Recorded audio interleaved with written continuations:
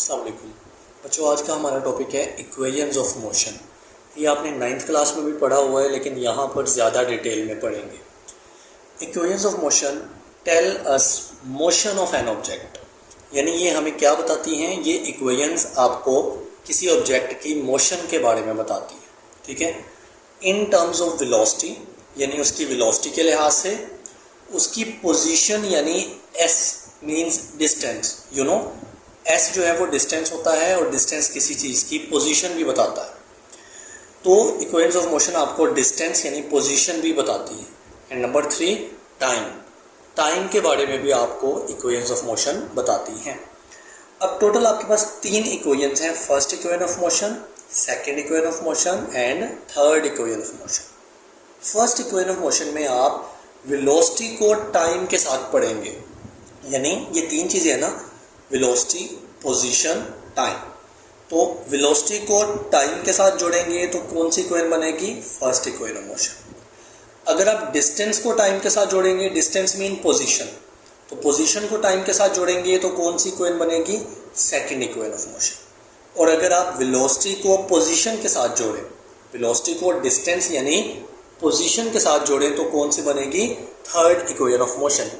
यानी ये जो 3 वेरिएबल्स हैं, वेलोसिटी, पोजीशन और टाइम, इनको 3 लिहाज से जोड़ा जा सकता है और इसी तरह से 3 इक्वेशंस आपके पास बन जाती हैं, ठीक है। अब इक्वेशंस ऑफ मोशन के लिए कुछ कंडीशंस यानी कुछ शर्तें हैं, वो 2 शर्तें हैं और वो तीनों इक्वेशंस के लिए बराबर हैं, मतलब तीनों में वो अप्लाई होंगी। पहली शर्त है कि object moving in the straight line, यानी जो जिस्म है, जो ऑब्जेक्ट है, वो सीधी लाइन में मूव करे। ऐसा ना हो कि वो किसी सर्कल में मूव कर रहा हो, ये एक्सेप्टेबल नहीं है। Object must move in the straight line, ठीक है। Number 2, object moving with the constant acceleration, यानी जो ऑब्जेक्ट मूव कर रहा है ना, वो एक्सेलरेशन रखता हो और वो एक्सेलरेशन कैसा होना चाहिए? कांस्टेंट, ठीक है। यहाँ पर एक कन्फ्यूजन होगी, सुनिएगा ज़रा। एक्सेलरेशन बराबर होता है Vf minus Vi over T। Vf minus Vi मतलब चेंज इन वेलोसिटी, ठीक है। तो चेंज इन वेलोसिटी होना ज़रूरी है अगर एक्सेलरेशन होना है। एक्सेलरेशन कांस्टेंट होने से मुराद है कि वेलोसिटी का चेंज कांस्टेंट हो। अक्सर बच्चे समझेंगे शायद वेलोसिटी में चेंज ना हो तब एक्सेलरेशन कांस्टेंट होगा। ऐसा नहीं है बच्चों, अगर वेलोसिटी में चेंज ना होगा तो फिर एक्सेलरेशन 0 होता है, ठीक है। कांस्टेंट एक्सेलरेशन कब आएगा? जब वेलोसिटी में चेंज होगा तभी एक्सेलरेशन आएगा ना। लिहाजा जो वेलोसिटी में चेंज आ रहा है वो चेंज कांस्टेंट हो तो फिर एक्सेलरेशन भी कांस्टेंट कहलाता है, ठीक है। ये 2 कंडीशंस हैं इक्वेशन ऑफ मोशन पूरी करने के लिए। अब आप डिराइव करोगे, तीनों इक्वेशंस ऑफ मोशन को आप डिराइव करोगे 2 बार। पहले फर्स्ट इक्वेशन ऑफ मोशन को 2 बार, फिर सेकंड को 2 बार, फिर थर्ड को 2 बार। कैसे 2 बार आपको भी समझ लगेगी। पहले हम डेरिवेशन करते हैं फर्स्ट इक्वेशन ऑफ मोशन की, ठीक है। कंसीडर करें मेरे पास एक मैस है जो कि वेलोसिटी Vi से मूव कर रहा है। बच्चों, आफ्टर सम टाइम उस मैस की वेलोसिटी Vf हो जाती है, यानी वेलोसिटी चेंज हो जाती है। अब इस दौरान जो टाइम गुजरेगा ना, वो t टाइम गुजर जाएगा। एंड यू नो, जब वेलोसिटी चेंज होती है फ्रॉम Vi टू Vf तो क्या चीज़ पैदा होती है? एक्सेलरेशन। तो यहाँ पर एक्सेलरेशन भी पैदा हो जाएगा। अब एक्सेलरेशन का फॉर्मूला अभी पढ़ के आए हो, a is equal to Vf minus Vi over time होता है, ठीक है। अब आप इसको चेंज करें ज़रा, मतलब रीअरेंज करें ना। टाइम इधर डिवाइड हो रहा है, इधर आएगा तो a के साथ क्या हो जाएगा? मल्टीप्लाई। सो ये हो जाएगा AT, t इधर आके मल्टीप्लाई हो गया, ये बन गया AT। उस साइड पे बच गया Vf माइनस Vi, ठीक है। यहाँ से आप देखें तो जो Vi है वो इधर नेगेटिव का है, माइनस का है। अगर मैं नेगेटिव Vi इधर ले आऊं तो नेगेटिव Vi हो जाएगा पॉजिटिव Vi, ठीक है। सो ये बन जाएगा AT प्लस Vi, मतलब Vi के साथ इधर प्लस होगा, ठीक है। और इस साइड में बच जाएगा वी एफ। ओके, मैं इसको यूँ लिख लेता हूँ, वी एफ एक साइड पे है और दूसरी साइड पे है V I plus A T. बच्चों ये रही आपकी फर्स्ट इक्वेशन ऑफ मोशन, इतनी छोटी सी है। तो फर्स्ट इक्वेशन ऑफ मोशन में आपने क्या कैलकुलेट किया, आपने वी एफ यानी फाइनल वेलोसिटी कैलकुलेट की। तो final velocity equals to initial velocity plus A T, A for acceleration and T for time. अब आप फर्स्ट इक्वेशन ऑफ मोशन को दोबारा डिराइव करेंगे लेकिन ग्राफ की मदद से। तो आपको समझ लगी मैंने क्यों बोला था 2 बार डिराइव करना है। एक बार तो सादा डिराइव करना है, दूसरी बार ग्राफ की मदद से डिराइव करना है। ठीक है, अगला पेज ओपन करते हैं। हाँ जी, यहाँ पर देखें जी, आपके पास ना ग्राफ है। पहले इस ग्राफ को आपने समझना है। जैसे 9th क्लास में एक ही ग्राफ बनाया था ना, ये वही वाला ग्राफ है और इसी ग्राफ से आपकी तीनों इक्वेशंस ऑफ मोशन डिराइव हो जाएंगी ग्राफिकली। ठीक है, सो पहले इस ग्राफ को हम समझते हैं।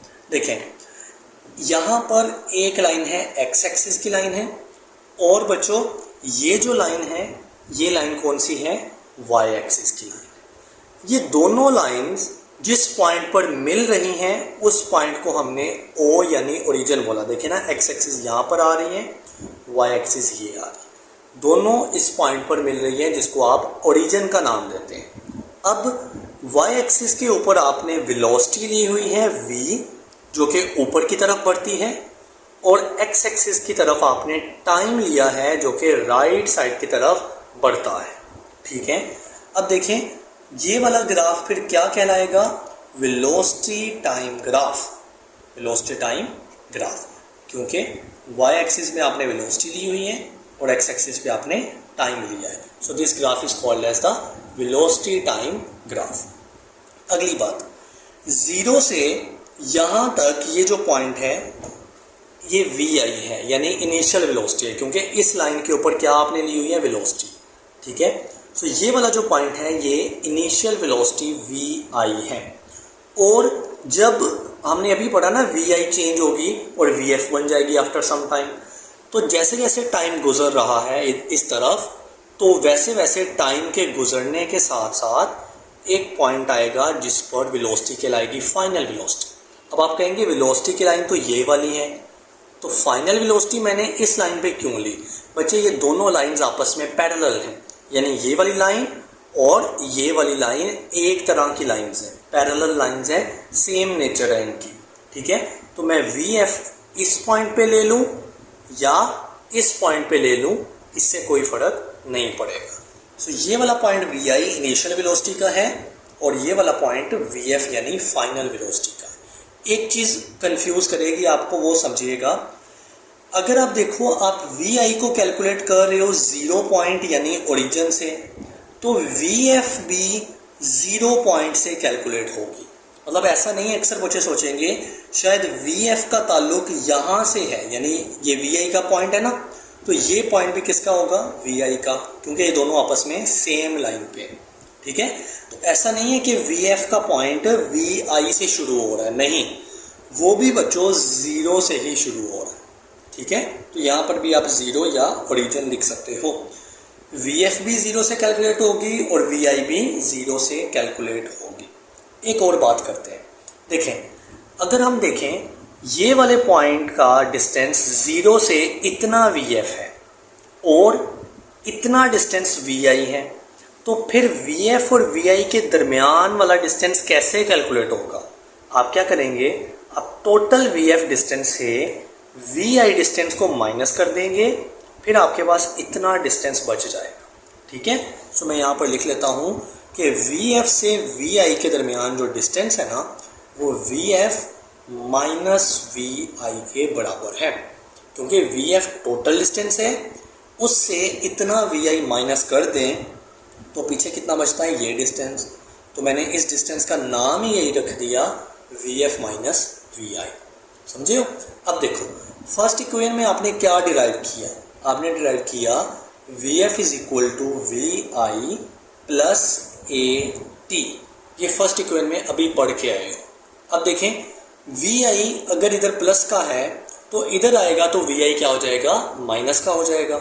लिहाजा मैं लिख सकता हूँ V F minus we I equals to A T. तो वी एफ माइनस वी आई किसके बराबर है बच्चों? ए टी के बराबर है। लिहाजा ये जो V F minus we i है ना, ये किसके बराबर होगा?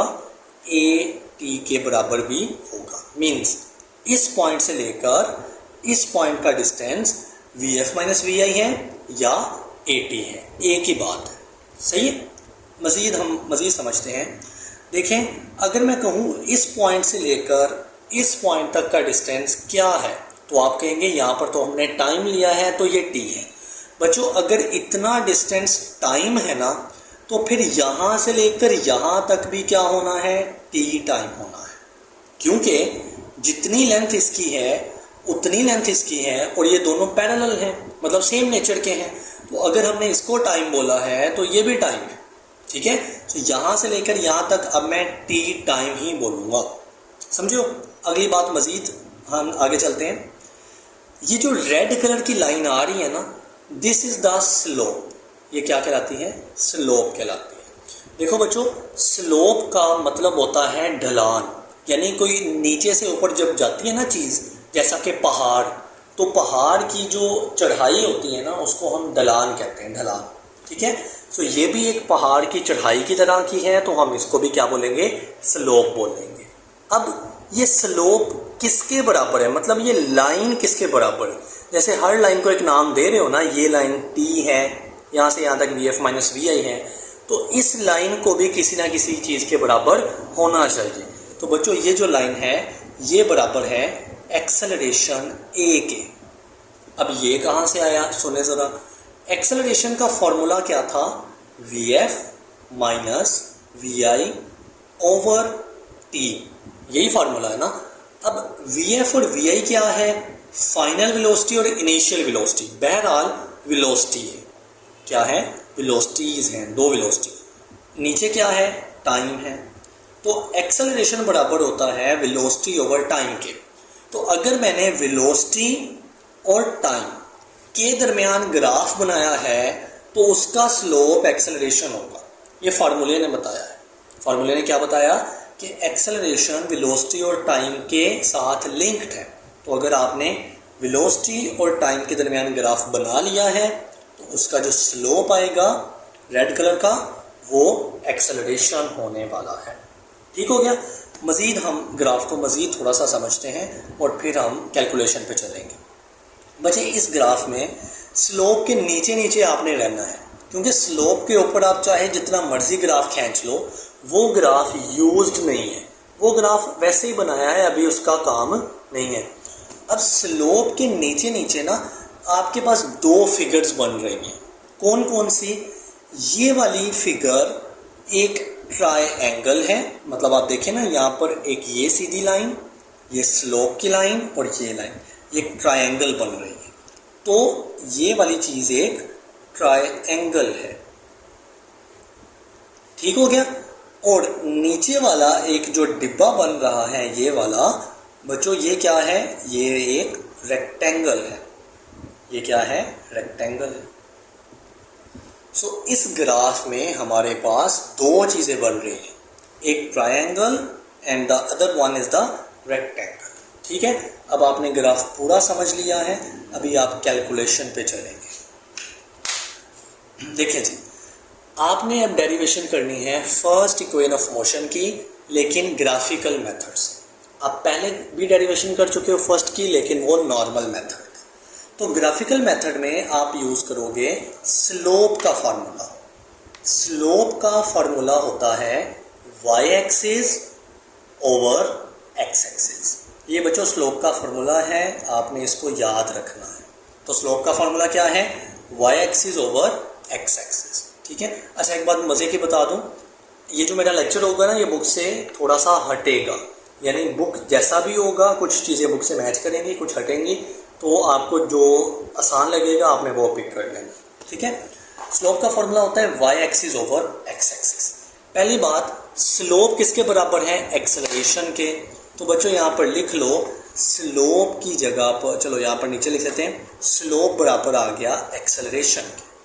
अब वाई एक्सिस किसके बराबर है और एक्स एक्सिस किसके बराबर है? पहली बात, ये आपका वाई एक्सिस है, ये वाला वाई एक्सिस या ये वाला वाई एक्सिस, क्योंकि ये दोनों ही आपस में सेम नेचर के हैं।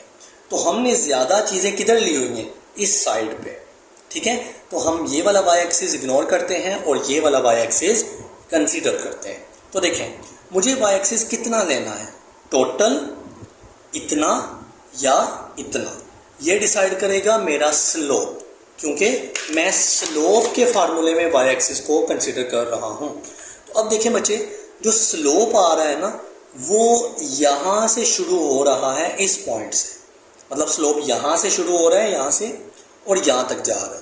तो मुझे वाई एक्सिस फिर टोटल नहीं लेना, मुझे वाई एक्सिस इतना लेना है जितने के ऊपर क्या आ रहा है, स्लोप आ रहा है, ठीक है।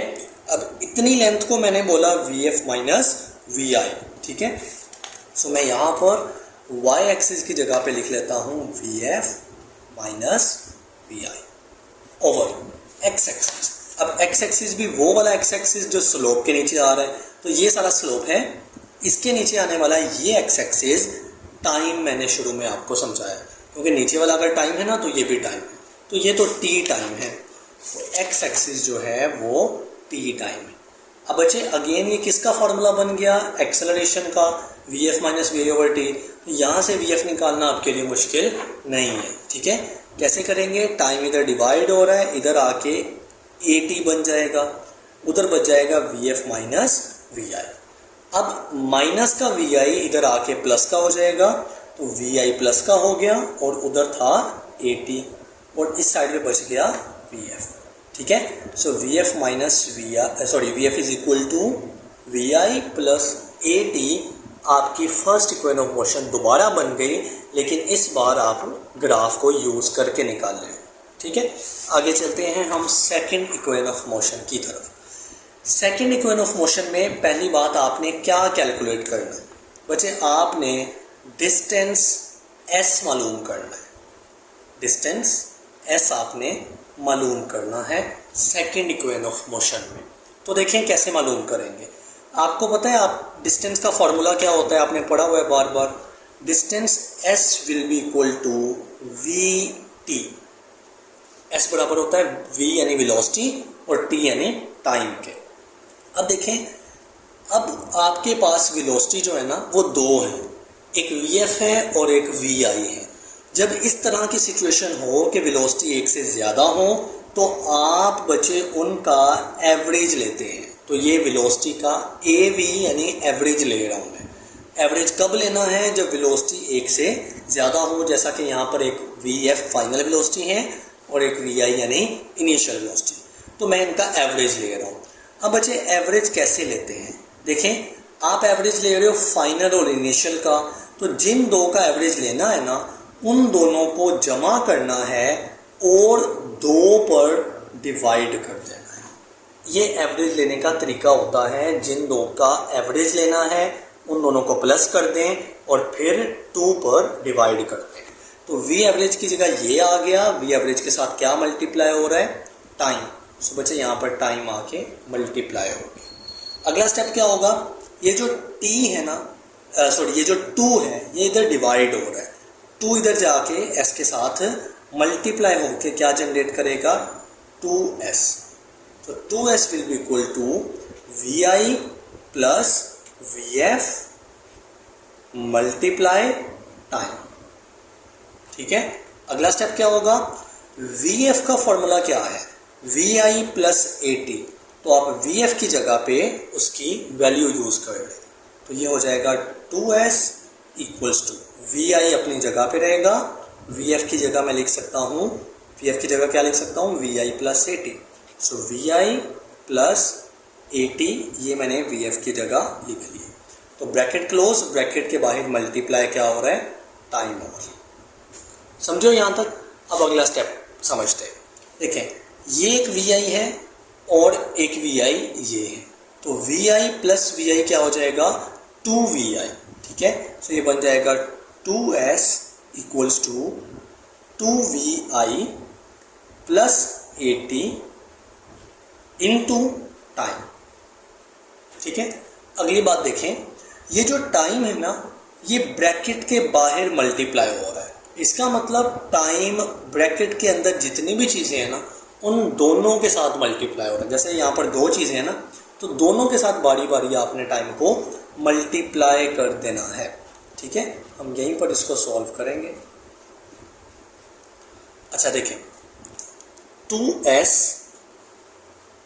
इक्वल्स टू 2vi, इसके साथ भी टाइम मल्टीप्लाई कर दें तो 2vi भी t के साथ मल्टीप्लाई होगा, प्लस at भी t के साथ मल्टीप्लाई होगा। तो at को t के साथ मल्टीप्लाई करेंगे तो t के ऊपर क्या आ जाएगा, स्क्वायर आ जाएगा, क्योंकि एक टाइम यहाँ पर था और एक टाइम यहाँ पर। सही है, आगे चलते हैं। हमारे पास इधर s के साथ 2 क्या हो रहा है, मल्टीप्लाई, तो उधर जाके 2 डिवाइड हो जाएगा। So s will be equal to 2vit plus at का स्क्वायर ओवर 2, यानी ये जो s के साथ 2 था ना ये उधर जाके डिवाइड हो गया। अब देखें बच्चों, ये जो 2 है ये इन दोनों के बटे के नीचे है। हम इसको सेपरेटली भी बारी बारी लिख सकते हैं, यानी कुछ इस तरह से कि s is equal to 2vit over 2 plus at square over 2, क्योंकि 2 दोनों का कॉमन फ्रैक्शन थी, कॉमन बटा था, तो हमने सेपरेटली करके भी लिख दिया। अगला स्टेप देखें, ये जो 2 था, ये जो 2 है ये इस 2 से कैंसिल हो जाएगा। पीछे क्या बचेगा, s is equal to vit बच जाएगा, प्लस मैं इस 2 को 1/2 भी लिख सकता हूँ, क्योंकि 1 ऊपर मल्टीप्लाई होगा तो कोई फर्क नहीं आएगा और 2 बटे के नीचे वैसे हैं। सो 1/2 at का स्क्वायर, वही वाली बात ना, at स्क्वायर 1 से मल्टीप्लाई होगा तो क्या फ़र्क आएगा, कुछ भी नहीं। तो बच्चे ये सेकंड इक्वेशन मोशन आपने डिराइव कर ली है, s is equal to vit plus 1/2 at का स्क्वायर। मैं फिर कहूँगा, अगर ये सारे स्टेप्स में कोई इशू है वीडियो को रिवाइज कर लें और आप सेकंड इक्वेशन मोशन को समझ लें और लास्ट पे इसको याद भी कर लें। s is equal to vit plus 1/2 at का स्क्वायर। अच्छा बच्चों, अब बारी है हम डिराइव करेंगे, ये मैं नीचे कर लेता हूँ ताकि नज़र आए। जी, हम डेरिवेशन करने जा रहे हैं सेकंड इक्वेशन ऑफ मोशन की ग्राफिकल मेथड से। ठीक है, तो पहले मुझे ये बताओ सेकंड इक्वेशन ऑफ मोशन में क्या चीज़ कैलकुलेट करनी है। Answer is distance s। अभी कैलकुलेट करके आए हो ना। सो डिस्टेंस s आपने मालूम करना है, लेकिन इस बार ग्राफ को यूज़ करके। तो हमने जो ग्राफ शुरू में बनाया है उसी पर रहेंगे और आप second equation of motion derive करोगे। देखें, यहाँ पर फार्मूला क्या होगा कि जो डिस्टेंस कवर हो रहा है ना वो ग्राफ के नीचे आने वाले एरिया के बराबर होगा। तो मैं यहाँ पर लिख लेता हूँ कि distance equals to area under graph, area under graph.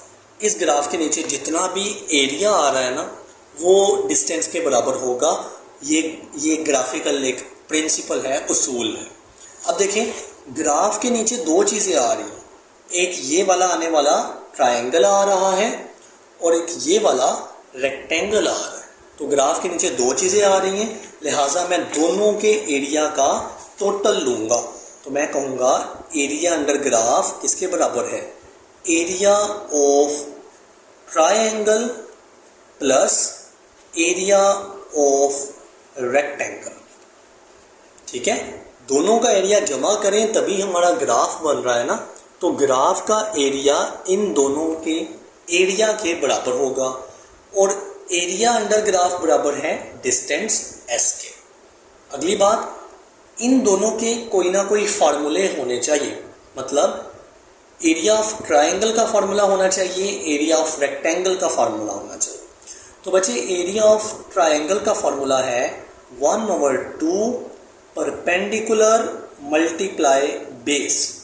ठीक है, ये किसका फार्मूला है, एरिया ऑफ ट्रायंगल का फार्मूला है, प्लस एरिया ऑफ रेक्टेंगल का फार्मूला है लेंथ मल्टीप्लाई विड्थ। ये किसका फार्मूला है, एरिया ऑफ रेक्टेंगल का फार्मूला है। तो अब आपने ग्राफ पे जाना है, ट्रायंगल पे जाना है और वहां से परपेंडिकुलर और बेस मालूम करनी है। तो हम ग्राफ में जाते हैं, ट्राइंगल पे जाते हैं। ये ग्राफ है, ये ग्राफ का ये वाला क्या है, ट्राइंगल है, इतना हिस्सा, ठीक है। ट्राइंगल में परपेंडिकुलर साइड ये वाली है और बेस वाली साइड ये है, जबकि रेड कलर की जो स्लोप है वो उसकी हाइपोटेनियस है। तो मुझे ट्राइंगल की परपेंडिकुलर चाहिए which is v F minus we i, ठीक है। तो मैं यहाँ पर लिख लेता हूँ एस इज इक्वल टू 1/2 वैसे ही आ जाएगा, और परपेंडिकुलर को मैं लिख लेता हूँ V F minus we I into base. बच्चे ट्राइंगल की बेस इतनी है जिसका नाम हमने टाइम रखा हुआ, तो हम बेस की जगह पे टाइम लिख लेते हैं, ठीक हो गया। दरमियान में प्लस का साइन है, चलो कलर चेंज करके लिख लें। ये दरमियान में जो प्लस का साइन है ये ऐसा रहेगा। अब आपने जाना है, ट्राइंगल की चीज़ें ख़त्म हो गई, प्लस के बाद एरिया ऑफ रेक्टेंगल है, तो रेक्टेंगल की लेंथ और रेक्टेंगल की विड्थ मालूम करनी। तो बच्चे ये वाली आपकी रेक्टेंगल वाली इमेज है। इस रेक्टेंगल में जो ये वाली इतनी उसकी विड्थ है या इतनी उसकी लेंथ है वो टाइम है, और जो इतनी उसकी विड्थ है वो वी आई है। देखिए ना, इसका नाम मैंने क्या रखा, वी आई। वी आई को कहाँ से लेना है, ज़ीरो से, मतलब ये वाली साइड एक वी आई की है और एक उसकी साइड टाइम की है, ठीक है। तो लेंथ जिसको मर्जी कह लें, विड्थ जिसको मर्जी कह लें, इसका इशू नहीं है।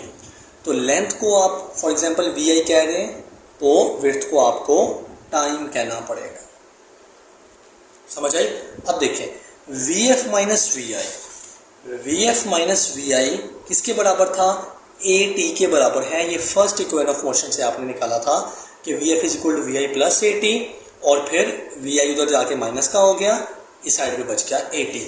अब मैं V F minus we i की जगह पर क्या लिख सकता हूँ, ए टी लिख सकता हूँ। So distance will be equal to 1/2 v F minus we i की जगह क्या लिख लें, ए टी लिख लें, और साथ में जो टाइम है वो ऐसे ही आ जाएगा। प्लस का साइन वी आई मल्टीप्लाई हो रहा है टी के साथ, तो इसको S H we I T लिख लें। अब मैं क्या करता हूँ, एस इज इक्वल टू, देखो ये दो चीज़ें प्लस हो रही है ना, तो अगर आप इस चीज़ को पहले लिख लो, इसको बाद में लिख लो, तब भी कोई इशू नहीं है। ये मैं क्यों कर रहा हूँ, ताकि इक्वेशन ब्यूटी में आ जाए, अपनी ओरिजिनल हालत में आ जाए। So s is equal to we I t पहले लिख लेते हैं, plus 1/2 a t multiply t, t का स्क्वायर हो जाएगा, तो ए टी का स्क्वायर। बच्चे ये देखिए वही वाली सेकंड इक्वेशन ऑफ मोशन आ चुकी है अब ग्राफिकल मेथड के जरिए। So s is equal to we I T plus 1/2 a t का स्क्वायर। ये सेकंड इक्वेशन ऑफ मोशन आपने ग्राफ से कैलकुलेट कर ली है। अच्छा बच्चों, अभी आप स्टार्ट करेंगे derivation of third equation of motion. पहले आप सिंपल डिराइव कर लेंगे और फिर आप ग्राफिकल मेथड को यूज़ करेंगे।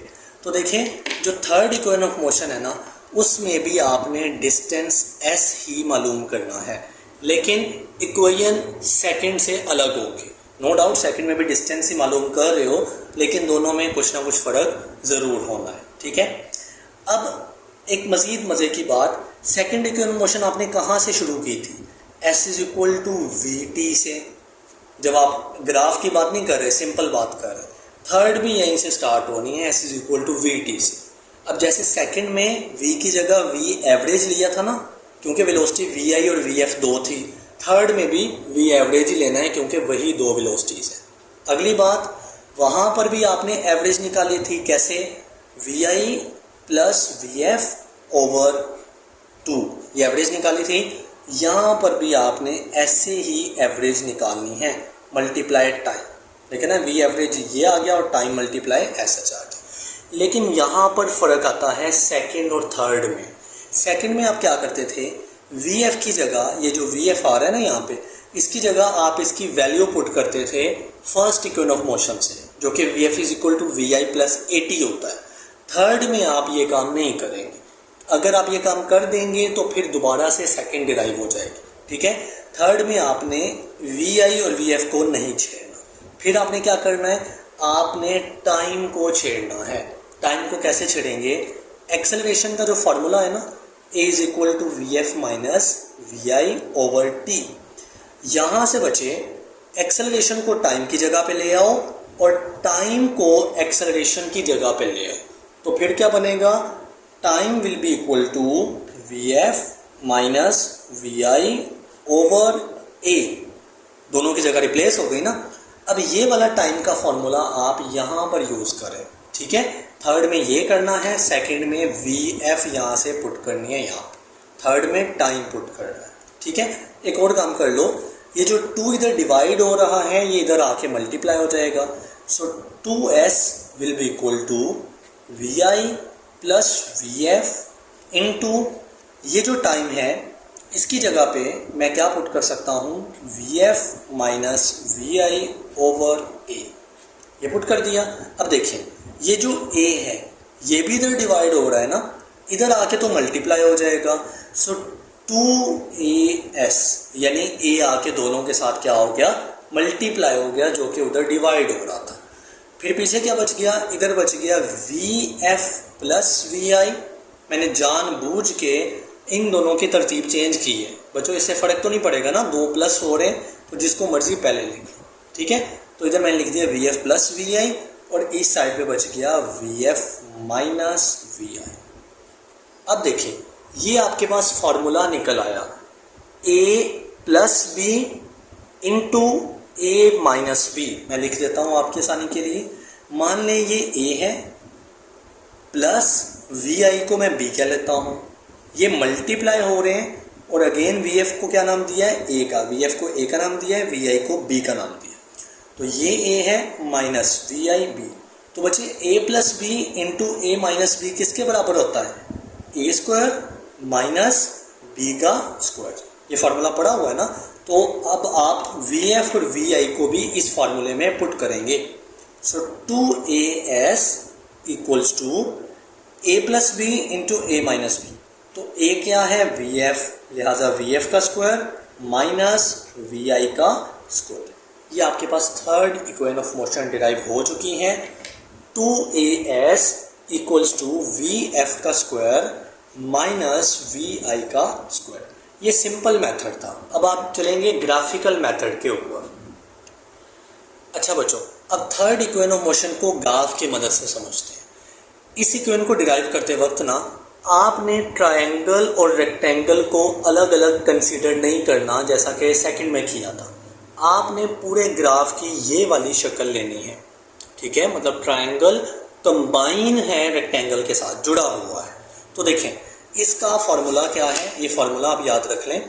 Derivation third equation of motion की हो रही है by the graphical method.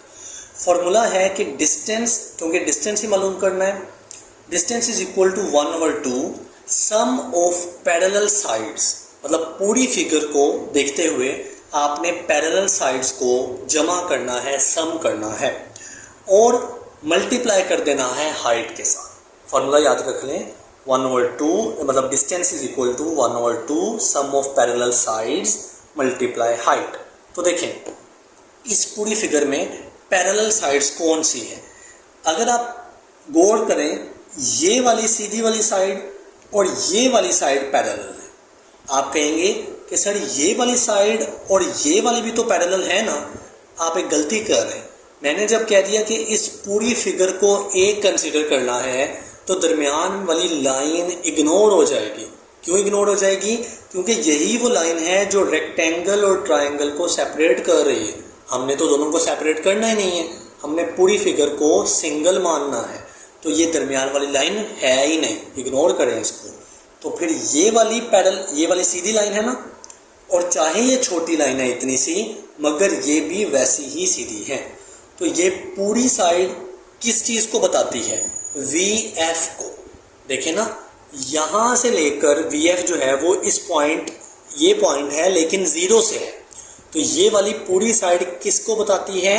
V F को। और ये वाली पूरी साइड किसको बताती है? वी आई को, क्योंकि वी आई इस पॉइंट से मतलब ज़ीरो से इस पॉइंट तक का डिस्टेंस है और वी एफ ज़ीरो से यहाँ तक का है। तो ये पैरेलल साइड्स में एक साइड छोटी वाली वी आई है और एक बड़ी वाली जो साइड्स है ये वी एफ है। ठीक है, तो मैं यहाँ पर लिख लेता हूँ 1/2 डिस्टेंस इज इक्वल टू 1/2 सम है। तो क्या करेंगे? प्लस करेंगे। पैरेलल साइड्स में एक वी आई की साइड है और एक वी एफ की साइड, ठीक है। मल्टीप्लाई हाइट, बच्चे हाइट क्या है देखें, वैसे तो हाइट ये ज़हन में आती है, तो ये तो हम पैरेलल साइड में ले चुके हैं, तो बच्चों ये वाली साइड फिर हाइट की होगी। आप कहेंगे हाइट तो सीधी होती है, तो फिर आप क्या करेंगे, आप इसको थोड़ा सा घुमा के देख लेंगे, फिर भी ये दोनों तो पैरेलल साइड्स रहेंगी ना। अब ये वाली साइड लंबी बन जाएगी, हाइट वाली साइड। बहरहाल आप अपनी स्ट्रक्चर को वापस ओरिजिनल पे लेके आएंगे। आप जो इन दो साइड्स को पैरेलल ले लेंगे, ये वाली साइड तो कभी हाइट हो नहीं सकती क्योंकि ये तिरछी साइड है, ये हाइट नहीं होगी। तो फिर ये जो सीधी वाली साइड बचती है ना, which is named as the time, जिसको आपने टाइम लिया है, ये हाइट है, ठीक है। तो हम हाइट की जगह पे टी टाइम को लिखेंगे यहाँ पर, ठीक है। अब आपने फार्मूले से चीज़ें निकाल ली। अब बच्चों सारी चीज़ें वही बन गई हैं, आपने क्या करना है, टाइम की जगह पे टाइम की वैल्यू यूज़ करनी है। वो कैसे निकलेंगी, एक्सेलरेशन के फार्मूले से, a is equal to V F minus we I over T. अब एक्सेलरेशन को टाइम की जगह पे ले जाओ, टाइम को एक्सेलरेशन की जगह पे ले जाओ, तो time will be equal to V F minus we I over a, जैसे पहले किया ना नॉर्मल मेथड में। अब मसला ये था सिर्फ हमने ग्राफ यूज़ करना था, तो टाइम की वैल्यू उसकी जगह पे यहाँ पर यूज़ कर लो। So s will be equal to 1/2 v I plus we f में से पहले वी एफ लिख लो प्लस बाद में वी आई लिख लो। टाइम की जगह पे वैल्यू लिखो v F minus we I over a. अब देखो ये 2 इधर क्या हो रहा है, डिवाइड हो रहा है, इधर आके डिस्टेंस के साथ 2 क्या हो जाएगा, मल्टीप्लाई। सिमिलरली एक्सेलरेशन इधर डिवाइड हो रहा है, एक्सेलरेशन इधर आके ये भी मल्टीप्लाई हो गया। पीछे क्या बचा उस साइड पर, 2 इधर जा चुका है, 1 मल्टीप्लाई होगा तो कोई असर नहीं करेगा, तो वी एफ प्लस वी आई बच गया, ठीक है।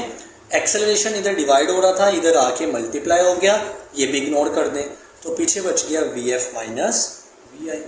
वही वाली बात, a plus B into A minus B, तो मैं इसको क्या लिख सकता हूँ, a का स्क्वायर यानी वी एफ का स्क्वायर माइनस बी यानी वी आई का स्क्वायर। तो ये आपके पास थर्ड बी दोबारा डिराइव हो चुकी है ग्राफिकल मेथड से। आज की लास्ट बात और फिर लेक्चर को क्लोज करते हैं। Equations of motion under gravity, मतलब देखिए ना, आप यूज़ कर रहे हैं हर जगह पे नॉर्मल एक्सेलरेशन, लेकिन अगर बात हो रही है ग्रेविटेशनल एक्सेलरेशन की यानी ग्रेविटी की, तो आपने क्या करना है बच्चे, जहाँ पर ए नज़र आ रहा है वहाँ पर आपने जी लिख देना है, मतलब नॉर्मल एक्सेलरेशन को ग्रेविटी के एक्सेलरेशन से चेंज कर देना है। नंबर 2, जहाँ पर आपके पास डिस्टेंस नज़र आ रहा है वहाँ पर आपने हाइट लिख देनी है, क्योंकि ग्रेविटी तभी होती है ना जब चीज़ वर्टिकली हाइट कवर कर रही होती है। तो डिस्टेंस के लफ्ज़ को आपने हाइट से रिप्लेस कर देना है और एक्सेलरेशन को आपने ग्रेविटेशनल एक्सेलरेशन से रिप्लेस कर देना है। सो देखिए v F is equal to we I plus a की जगह जी आ गया और टी वैसे ही रहा, this was the first equation of motion. Number 2, S की जगह पर एच आ गया equals to we I T plus 1/2, A की जगह पर जी आ गया और टी का square, this was the second equation of motion.